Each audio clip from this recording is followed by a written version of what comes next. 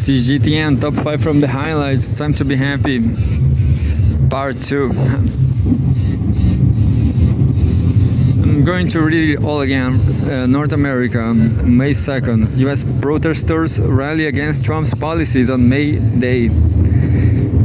Workers rally to demand higher wages in Los Angeles, California. So things are moving.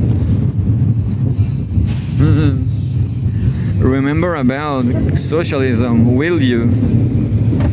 Lawyers, teachers, and politicians march among thousands of demonstrators across the U.S. on Thursday to protest President Donald Trump's policies on immigration, the targeting of lawyers and judges, and the power of wealthy decision makers. Jennifer Vasquez Sura, whose husband Kilmar Abreu Garcia is a U.S. resident the administration sent by mistake to a prison in El Salvador, spoke at a Washington rally that was among the protests organized by lawyers, groups, and by a coalition of more than 200 labor unions and immigrant rights advocates. Quote, "He was illegally detained, abducted, and disappeared by the Trump administration, though they admitted it was an error," Vasquez Sura said, adding that her husband has endured, quote-unquote, 50 days of suffering. Organizers have accused the Trump administration of prioritizing profits for billionaires and call on it to invest in working families by fully funding healthcare, housing, and public schools. They expect hundreds of thousands of protesters across the country, hoping for the biggest May Day protests in U.S. history. Previous protests have garnered thousands of attendees since Trump returned to office.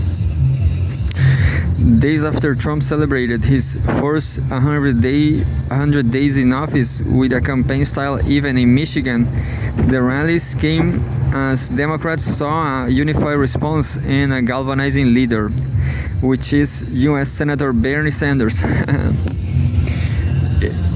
Bernie Sanders is kind of 90 years old. U.S. Senator Bernie Sanders of Vermont addressed thousands at a rally in Philadelphia.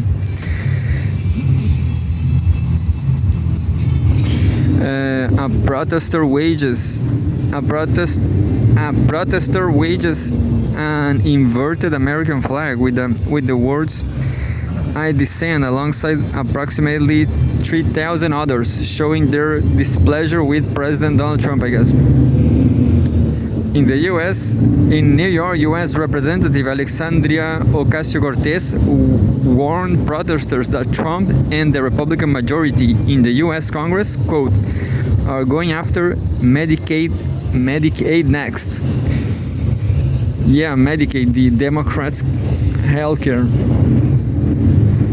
Ocasio-Cortez, who has been touring the country holding rallies with Sanders, said she had just learned that Republicans have stopped and suspended next week's Medicaid cuts because they are getting too scared.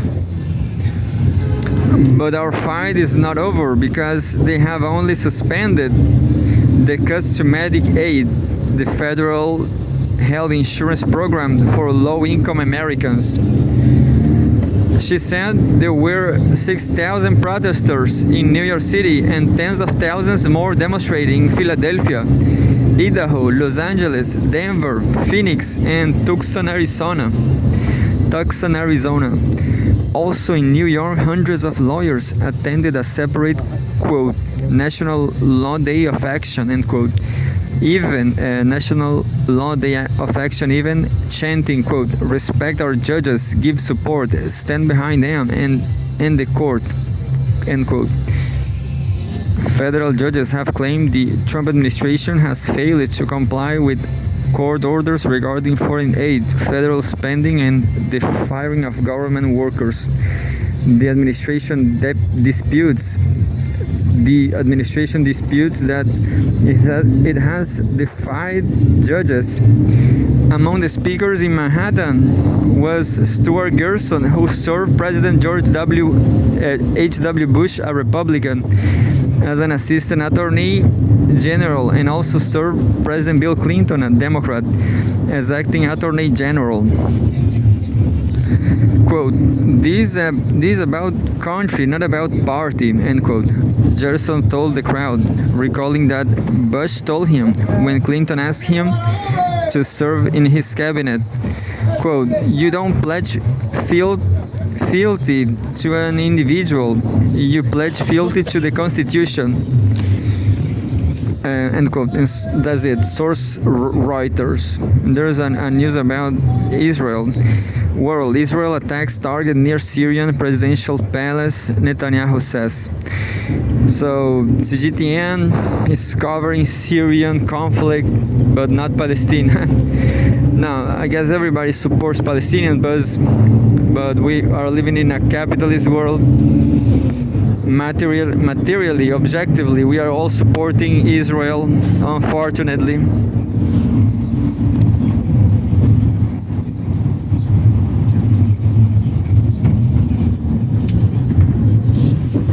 There's the last one, technology, May 2nd, 2025.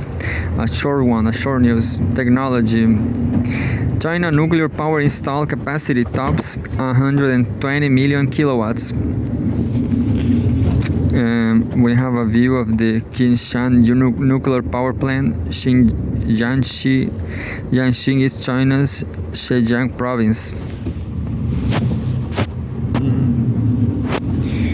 Beautiful power plant. China's operational nuclear power installed capacity and those under construction had exceeded 120 million kilowatts, an official with the National Energy Administration (NEA) said. China's nuclear power development has always adhered to the principle of quote-unquote safety first, and the country has become one of the few in the world to possess a complete nuclear power industrial system, said Shang Qing, an official with the NEA, adding that the technological level and comprehensive capabilities of China's nuclear power sector have now entered the world's advanced ranks. In 2024, China's nuclear power generation reached 450.9 billion kilowatts hours, marking a 3.7% year-on-year increase and accounting for 4.5% of the country's total electricity production. It resulted in an equivalent reduction of approximately 140 million tons of standard coal consumption and about 370 million tons of carbon dioxide emissions, NEA data showed.